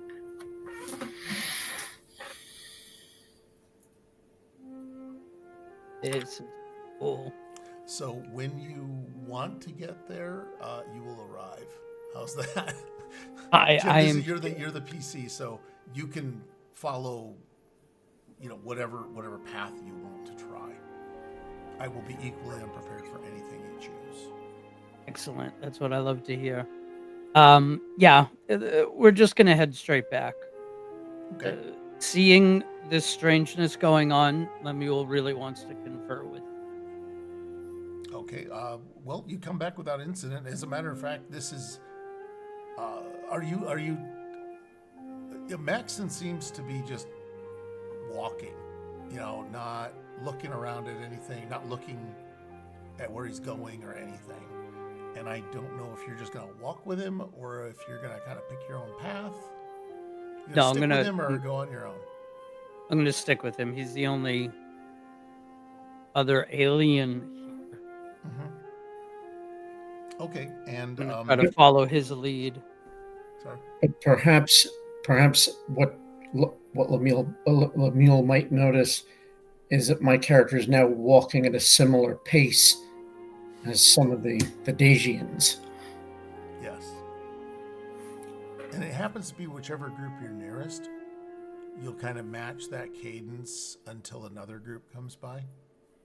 Yeah. If that helps. Yeah. To additionally clarify. Thank you for that. So, I mean, you may or may not notice a bit of stuff. I'm like, whoa, what the hell, man? Oh, yeah. And you're, it's not a super busy street, but it's busy-ish. So you're being all, you're all up in a big old pot of, big old crowd of Daysians in my brain. But you are making it back to the place. You go to what was supposed to be not lair, but you go through the front. You do whatever the magic, turn the candlestick or whatever that Hold the turns book, into the underground MI5 complex, whatever we did, and kind of you're in the space now. And Max, and as you leave the street, things get lonely again. But I tend to think that he'd suddenly be interested in helping his team do whatever weird chores they seem to be doing. Maybe. But right now, currently you're not in a big crowd. You're just hanging out with this schmuck.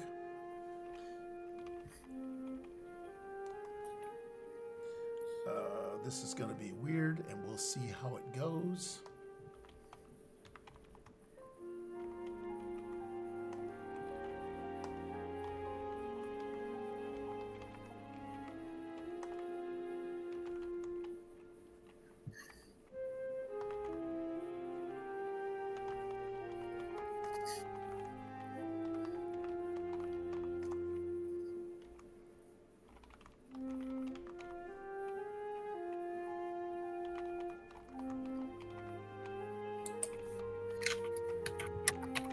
Well, I just sent you a bunch of notes because that's going to be hilarious.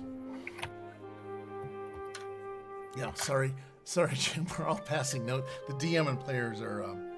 Secrets don't make friends. Um,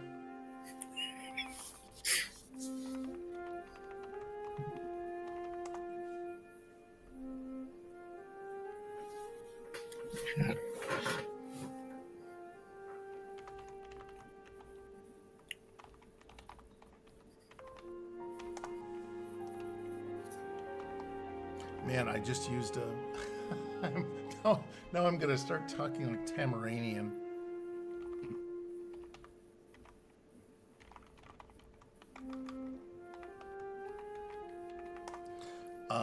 If you, neither of you watched Babylon 5, I don't think. So I watched Babylon 5. Huh? I watched Bab 5. Okay, how did Bester feel when he was on the sleepers? That's the most obscure ass quote I can throw at you. And I honestly don't recall that one, but that's okay.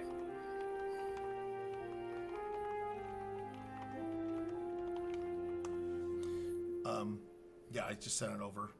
So you've got you've got all these feelings going on as you leave the street, and then get a good look, at what was the call? It wasn't They Live. What was the one where everybody was having the obey signs? Oh, It's They They Live? Live. It is They Live. Yeah. Yeah, where he puts on the glasses and suddenly sees breed and shit like that. Yeah. It ain't quite that way, but I'm not gonna head that way, but we're in that vein. So it's up to you what you want to do. I mean, you're not a little thrown, I guess, and you can decide if you need a dice roll to see how it goes or not goes.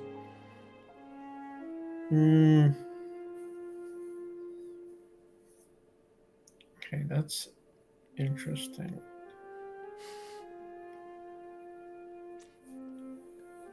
All right. I can have Lemuel continuing while you sort out. He sort of backs away from Lemuel. Okay.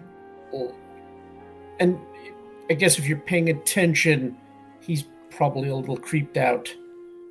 Or like he's like looking like, okay, where's my phaser? Not that he's going to start anything, but just, like. Yeah. Or he could be the one guy who suddenly has because he's not tuned right and just starts, yeah, get away from me, man. Put down the phaser. Put down the phaser. But yeah, no, that's I don't know if Lemuel, did you want to notice? I mean, I don't know if you're just kind of walking through and because it does look like Maxon has kind of fallen back, but is not moving at the same pace you are anymore. So you're kind of, I assume you're going to get some shit analyzed, and you're going to go talk with Talus and probably, I mean, he would notice that the rest of them are starting to act a little weird. Yeah, I think I would notice even if one person was kind of like creeped out by me. Lemuel is a Starfleet engineer, so he's a little used to noticing that maybe he's creeping people out. That seems to be something Starfleet engineers tend to do in situations. Kind of be a little for the creepy. guy to go insane and seize the controls of the ship, that kind of thing. Exactly. Yeah. It's a touch of space madness. Who knew? It's just, you don't report that. Yeah. You never report it though. You do have to go through some workshops and places like that, and I mean, you notice that the mission specialists are they're doing things, but they're kind of doing it distractedly. They don't seem to be nearly as like Maxim was really under when you snapped him out of things and got him up and moving. But they're exhibiting minor versions of that. Fascinating. Yeah, Lemuel's going to make note of that, and when he can get to Nellis to tell us, he's going to bring that up. We're going to have a long chit chat about this odd behavior all around us. Well, you are wherever you want to be. So if you want to, just find out where he is. I mean, people will talk to you, and Erica and the others don't give that sense of, let's see, you don't get the sense that you're somehow have BO, right? They're not reacting in a negative way to you. They're kind of wrapped up in their own thoughts, but that's about it. But yeah, they'll let you know he's what was it called when you take somebody back in the back room and give him a rubber hose? But yeah, he's debriefing Varric. Out in the woodshed? No, it was something where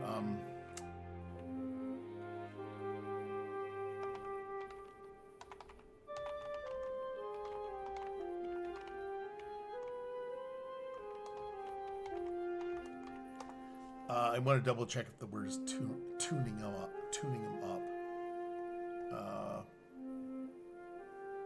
I think it's in wrestling.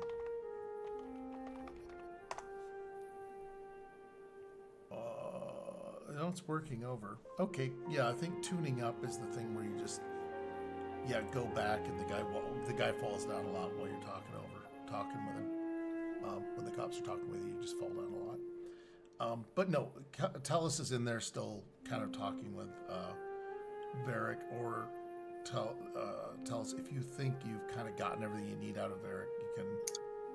I don't know what you want to do with him, and then you're going to consult with everyone else, or what do you want to do? Yeah, I think I've gotten what I can get out of him for the moment.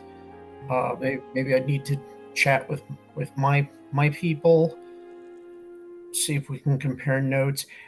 And question, I don't remember if Azara was acting kind of like they are, or was that just something else? She was trying to imitate them. So she was consciously trying to move like they did when she was at the patient's bedside. No, but I'm saying on the way back to the HQ. You wanted to notice whether that happened or not. Oh, I apologize. I didn't know if you were asking for a fact or a new fact. So the new fact is, no, she was not. She was preoccupied. But not in the way they are. Yeah, it wasn't in that wool-headed way. It was okay. She had a focus on a task. Got it. They have a focus on not a task.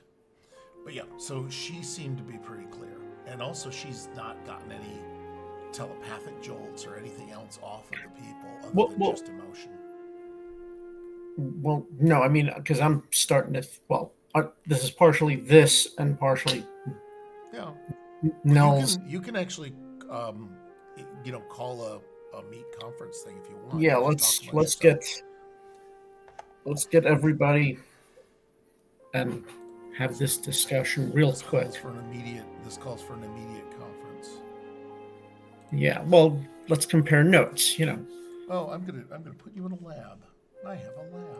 You guys have been wandering the landscape. It's the only person that can find is like Cal tells us all by himself. Oh, he's yelling, "Rotate the pod bay doors, Hal." Let me grab Azara too, because she should be. Well, actually, no, yeah, I F both of them off. I hope I can remember if I didn't delete their characters. Oh well, too bad. There we go. Ragathor and copy and paste. So I'll just put them all in the room. Okay. Because I think this is the only people you care about. What? Preferably not on the ceiling, unless Commander Blah taught him something. Oh yeah, there are 2 marks on his neck. Oh, dude, hanging from the ceiling with his toes. I didn't know Prosians did that. We can. What the hell? I didn't know Frosians could do that. Stop that. Yeah, I saw there was a Frozen on Starship Farragut. I'd never seen any of their shows. So it was like they got a Frozen there with his little glasses and everything. It's like, His Oh yeah, glasses no, on. I thought that was so cool. I like that guy. I kept thinking that's Melkor's cousin. You know yeah. that's his grandpa's cousin or something. You know. Oh yeah, and I did like that they knew, that production team knew what they could pull off. Like Yeah. they said, okay, nobody's doing a this, nobody's doing a benzite. No, knock that shit off. We're not gonna go full Klingon or Rigelian or whatever else. It's like I can do mustaches, I can do a bunch of other things. Right. A dog person or a cat person, whatever that was. Again, there are no dog people. So anyway, in my head canon, I can't remember a dog. I can remember a mongoose, I can remember snakes, and I can remember Acacians. But yeah, tell us. Do you want to seal the room, or are you good? Because everybody out there is just kind of going on about their business. Yeah, and I'm not too worried they're going to wander off for some reason. And if they do, I think we'll be able to round them up. Okay. So new. How's the factory? Oh, I mean, it's a smoking pile of ruin, but there was some strange stuff going on in this factory. I'm just on decking this item. I presume you brought the item back to the lab for investigation, because this could be yes. the sample lab. Yeah. Okay. Unless you decide to take it out, this is all up to you. Sorry, go ahead, guys. Ooh, what's the red golf ball? So this is something I found in the lab. I'm going to show him, my diagram of the device that I'd come up with or whatever. It was in this container. It comes up like a shitty Star Wars 3D thing. Okay. Crossing franchises. And this is something that we found in the factory. It was in the office. They were doing something in the factory, and it seemed like they were sending it towards this material that I can't get a scan on. Okay.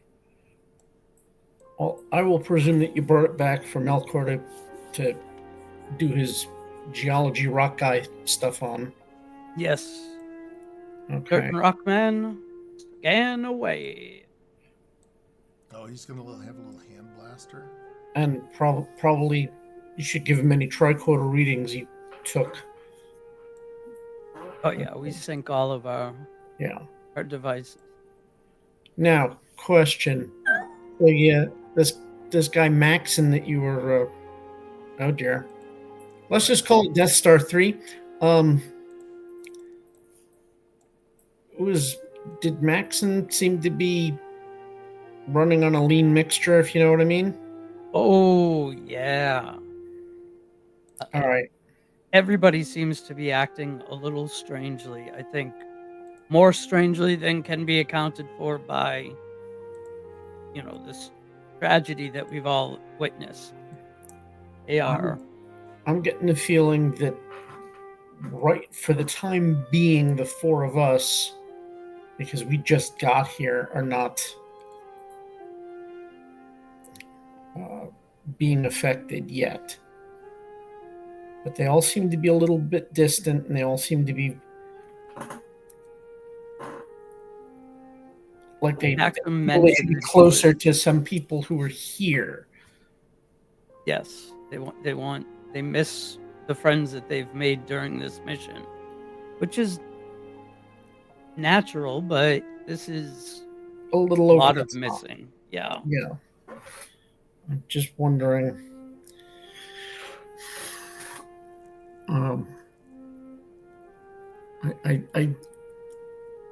I would think that medical brain scans as opposed to telepathic brain scans are probably in order for these people. just Okay. to compare them to whatever their base normal is and see what's going on. Hold on.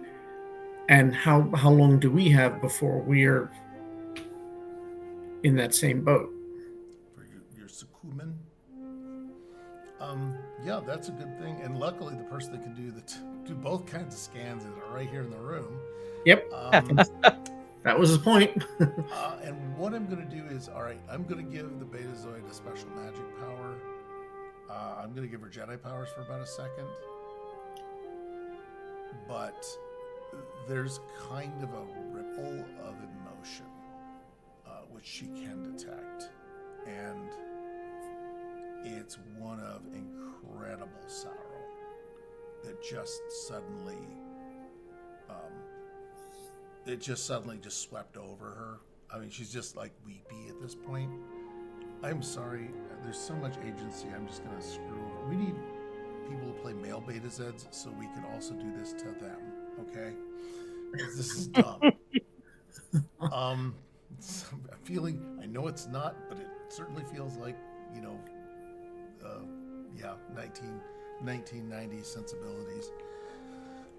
But yeah, she gets just overwhelmed. She's just feeling a sense of overwhelming sadness, and it's coming from what will be the hospital, but it's just kind of radiating out from there, and she just simply feels it. She can detect their emotions. She can detect surface thoughts, but not anything deeper. So that's because they have a different kind of structure of their brain. Right. Because otherwise you'd short out the plot and we'd just be done. We'd roll credits.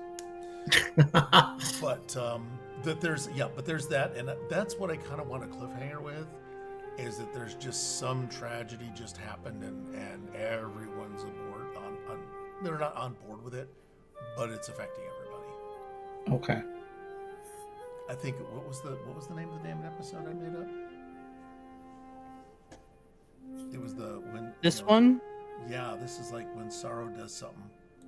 when When sorrow sorrow- When sorrow lands. leads. Where sorrow leads. Yes. Oh God. Might be a little ahead of the ball here. But yeah, that's where we're at. Okay. I know that's as good a cliffhanger as I can get without, I promise you guys can start shooting shit. Let me know if you need to start shooting things. Just to do it. I know that you're up for all kinds of cool stuff, but sometimes you just need to punch somebody. That was one of it. So what I'm gonna do is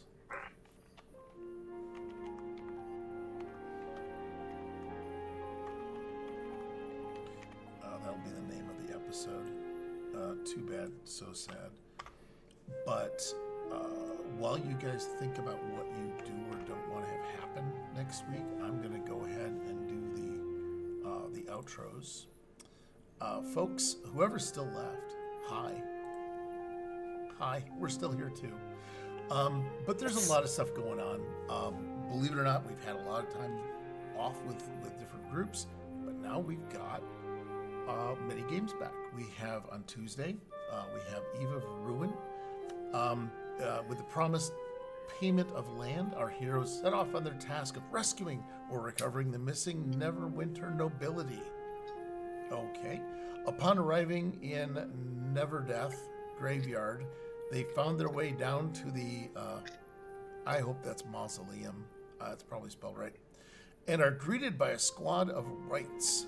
Punches are thrown, and our heroes put the rights down for the 3 count. If this is how they entered, what more awaits them in the paths of the Neverdeath graveyard? Find out in the next episode of Eve of Ruin, episode 2, Arrival. Okay, we're off on Wednesday. Thursday, which in America, in North America, I should say in the United States, it's Thanksgiving. And at about 7 p.m. Eastern, Cookie Trek will have its holiday special, and it is in the minds of holiday halls. The Cookie Trek Writers Room is back, and just in time for another holiday crisis. This season, Simon and Rufus find themselves locked out of the story and forced to wrangle classic tropes from behind the scenes. as the Standard Carol's hologram hijacks the holiday narrative once again. When the USS Fan Service crew faces mind swapping mishaps, inescapable temporal loops, and awkward alien diplomacy, all with gingerbread scented Mariah Carey AI infused twists. Simon and Rufus will have to keep track of the story and keep it barely on track. Will they pull together a cohesive story, or will the episode be forever trapped in a tangle of body swaps? And in Cookie Trek tradition, the only one thing is certain, it's the tropes that are in charge now. Okay, good luck on that.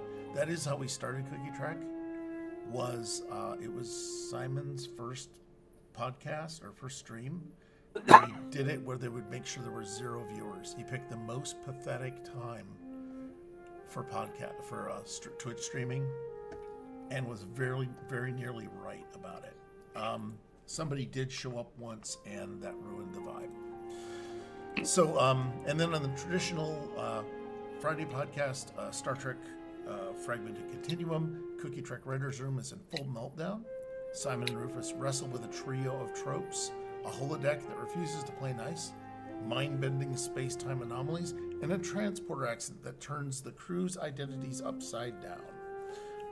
With the line between reality and holograms quickly melting away, can the writers regain control before the story and their sanity unravels completely? And then Nothing on Sunday, Monday, beginning of the new month, Expanse, Episode 8, The Air, the Lab, and the Lion's Den. Before the night is through, the crew will have to choose which dangers to face and which ones they should try and outrun. So those are what's happening. We have a full slate. We're back to like a full kit of things. All right. So next session, hopefully we'll have Destiny back. We may even have Cameron back. But what do you want to have? What do you want to have? What do you not want to have? Or what do you not want to have? We'll go with Jim first. What do you think is going to happen? What do you think you want to do? I think that hanging out with these aliens is turning people into a part of their like hive mind or whatever it is they have. Okay. They're sort of passively assimilating us.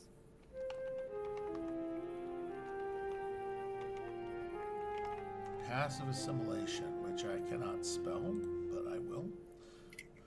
So you're afraid that they're passively assimilating and you've got a ticking clock. Exactly, yeah. Tick-tock. I'm going to spell that very carefully. Clock's ticking. Steve, what are you thinking about? I'm thinking about the raspberry golf ball. Raspberry golf ball. There you go. I think someone needs to generate an AI auto tune for that. Burn another tree down. You think about the raspberry golf ball? Anything in specific about it, or it's like literally the only artifact I've given you? So, well, they may have been attempting alchemy, but they may have created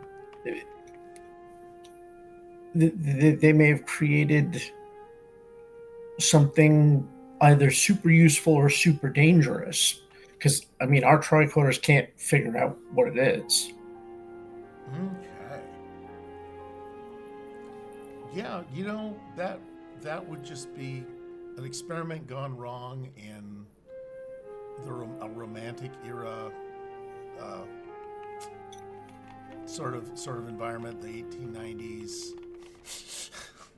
dawn of industrial revolution, Mary Shelley. Yeah, it's like that's when she was around, or her time. No, that would the experiment going awry would never occur to me. But the raspberry golf ball, and it is possible with alchemy, because also I think you got all the clues about the sphere, all the specialized not electrodes, but whatever they were, all being in there. And right. Yeah, so I think those are some really interesting ideas, and they're not mutually exclusive. Right. That's the best part. It's like we know what's happening. Now we need to figure out how. Then we need to beat someone to death. And what I'll do is we'll find out next session, everybody. I'm going to just stop recording. But if we got anything we need to plug or let anyone know before we go? No. Okay, we're good. All right, folks. Bye. Night. Night. Thank you for watching. Good Thanksgiving. Yes. Happy Thanksgiving, Americans and everybody else.